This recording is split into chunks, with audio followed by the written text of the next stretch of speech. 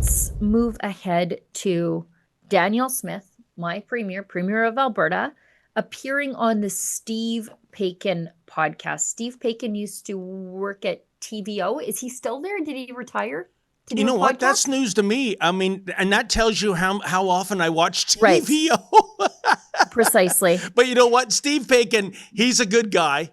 I'll give him that. I've met Steve, and maybe a liberal. I don't know, but still Probably. one of the good ones. But I think what you're getting at is, was this where the premier? There it is. Yeah. To end after 19 seasons. Yeah. Wow. That just tells you how relevant TVO is. Why? It's bad enough we have a CBC, but why is our chief cherry cheesecake enthusiast still funding TVO? And isn't that goes completely against conservative ideals? But nevertheless, it doesn't make any sense. By the way, like in modern times, the premiers just do a podcast, or they just like sit down and talk to their media guy on YouTube. That's what we do in Alberta, and it doesn't actually cost the Alberta taxpayer anything. But yeah, we've got Smith on Steve Paikin's podcast. Isn't it funny how Steve Paikin's talking to Albertans, even though he made his career at TVO? And she says, for some reason, and they're talking about the CBC and the mainstream media, they didn't want conservative voices and they didn't want conservative viewers. So let's listen to this. wow.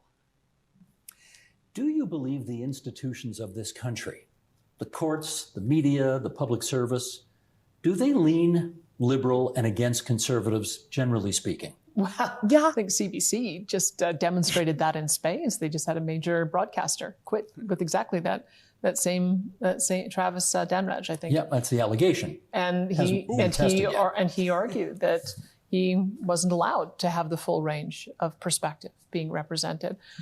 We just had that happen recently with CBC. In fact, I talked to my housing minister about it.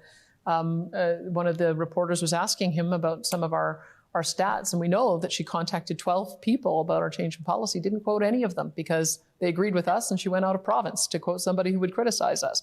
So I see that over and over and over again. So I think part of the reason why the decline in the mainstream media and the rise of alternative media is because for some reason they decided they didn't want conservative voices and didn't want conservative viewers.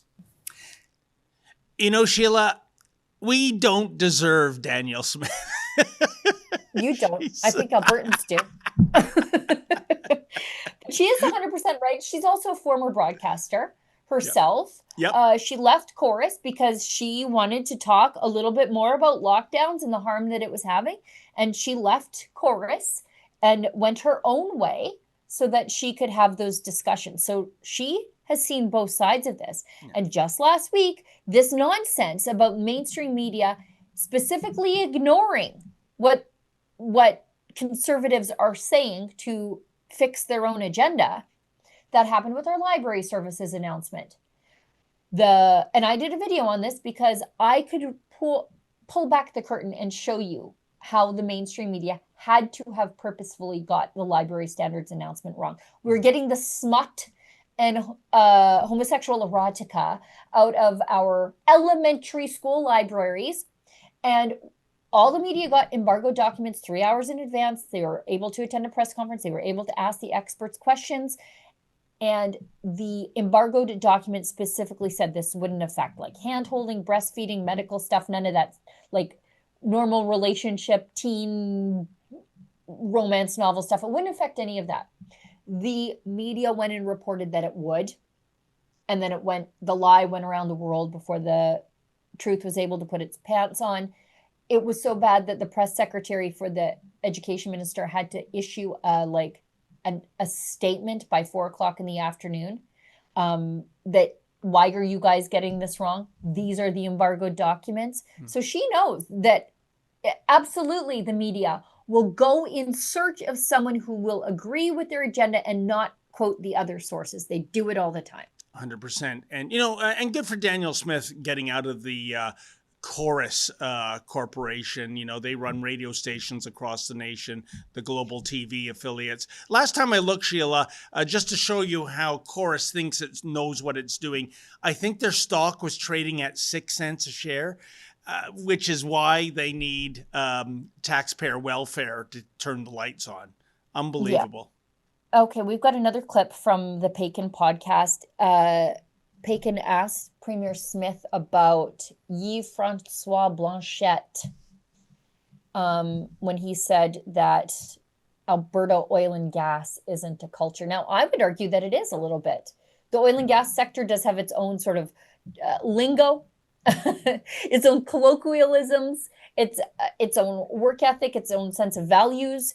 But those are grown from the broader Alberta culture. So even when he said that to try to make fun of us, he was actually wrong. But Paikin asked Premier Smith about that. Mentioned Quebec. I do want to get your view on Yves-Francois Blanchet's comments, which you no doubt heard.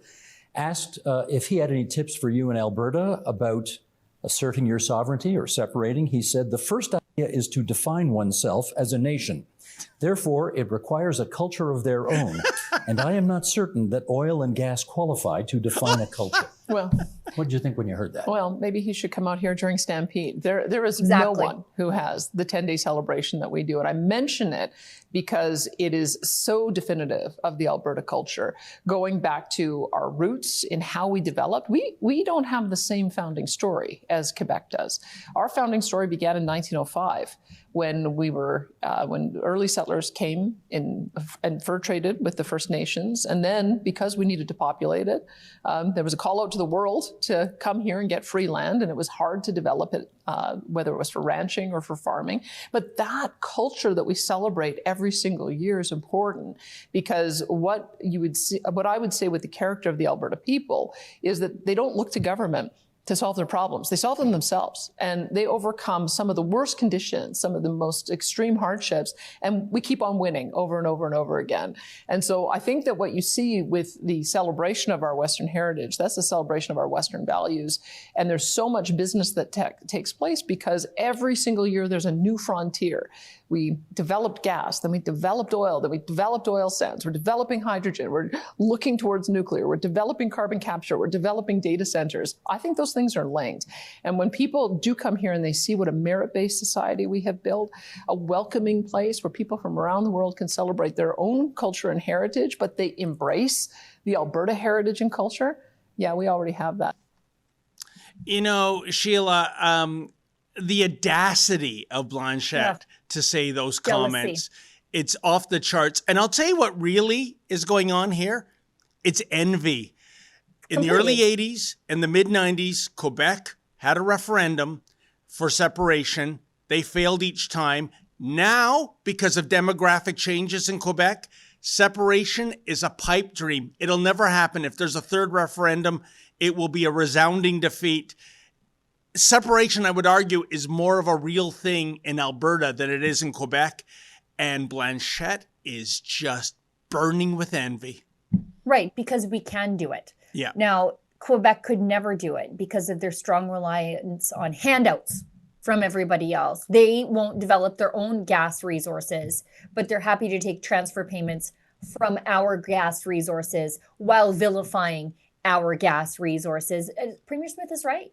The people who settled this place and who continue to settle this place tamed an unforgiving land and turned it into something that feeds the world, something that powers the world. And there's a lot of envy from people like Blanchet because we are able to do that without relying on government to help us do it. Albertans are more separatist than Quebecers are right now. And we have more will to unchain ourselves from Confederation. Oh, and Sheila, I can tell you, even the Quebec separatists subscribe to your point of view. They need the handouts. That's why the biggest attempted scam of the century in Canada was when the separatists started using the words sovereignty association. Right. So, yeah, we're independent. It's our nation of Quebec. but we still have our hands Right. in the till in Ottawa. We're still going to be part of supply management. That's what Sovereignty Association meant. Right. It was literally having your cake and eating it too. Right. Yeah, they wanted to be sovereign while still associating themselves with our money. Yeah. Let's do this last clip from the Paikin podcast about could this be Alberta's Brexit movement? I think it is, but for a different reason. Anyways, let's watch this. I suspect David Cameron thought he was doing the same thing when he offered the public the opportunity to consider Brexit. And then the thing took on a momentum of its own, and he clearly lost control of it. Is there a part of you that worries that could happen here? Very much. That's why I've been spending a lot of time. I mean, you have to remember when I first got into politics, there were about 5 separatist parties already. And that was my message to them is let's not split the vote. Give me a chance. Let's try to make the country work. And I did do that under the former prime minister, but there was absolutely no meeting partway. And so I'm making the same request again. Is this is a new leader? We've already seen some indication that he's different. I mean, the ending of the carbon tax on as one of his first actions shows that he is not as tied to all of these terrible policies as his predecessor was. But I think we just need to see a little bit more proof in the action in his actions. So I think that my view is that I worry about it. I hope the prime minister worries about it because he should be worried about unity. And he should be worried that it's his actions or his government actions or the prior government's actions that has created this situation. That's in his power to be able to cause it to be alleviated. So that's what I'm putting on him. And I hope he answers with some actions that will do that. Sheila, before we get into the nitty gritty, I got to ask you, is that the case that there is or there was 5 separatist parties in the province of Alberta? You know what that reminds me of? Sometimes you go to the poll and it's one of these crazy ballots with like 28 people running, and you get to near the end and there's somebody with the Communist Party of Canada and somebody else with the Marxist-Leninist Party of Canada. Are you really that different? You can't, unite the far left extremists, so, but that many separatist parties? What differentiates them? Not a lot. Are we going to leave Canada? Are we going to be a republic of our own? Are we going to join the United States? Like, there are parties for everybody in that way. And the Alberta Prosperity Project is not a party, and they're sort of working from outside that. They're saying, okay, let's figure out how to leave, and then we'll figure out what that looks like, what we do after that. Let's do the big thing first. And then, we're smart, we're hardworking, we'll figure it out from there. But that is the problem with a deeply conservative place, right? Is that it's hard to get us all marching in the same direction. When you are a culture of fierce individualists, it's hard to get everybody working together for the same goal when you might even have the same goal, but you don't want to chant the same slogan and hold the same sign. It's one of the good things about the conservative movement, but it sure makes it hard to win elections. There's a lot of that with the separatist movement. And I think that's what the Alberta Prosperity Project is trying to do, is trying to say, like, hey, we don't need a party system for this. We need a movement of the people outside of the party system, because party system invites tribalism. And what we're just trying to do right now is to deal with the issue at hand. That's not a party thing. It doesn't need a political leader. It's a populist movement. So she's not wrong. That's how desperately people want to leave here. They're like, just keep starting political parties just to get out the door.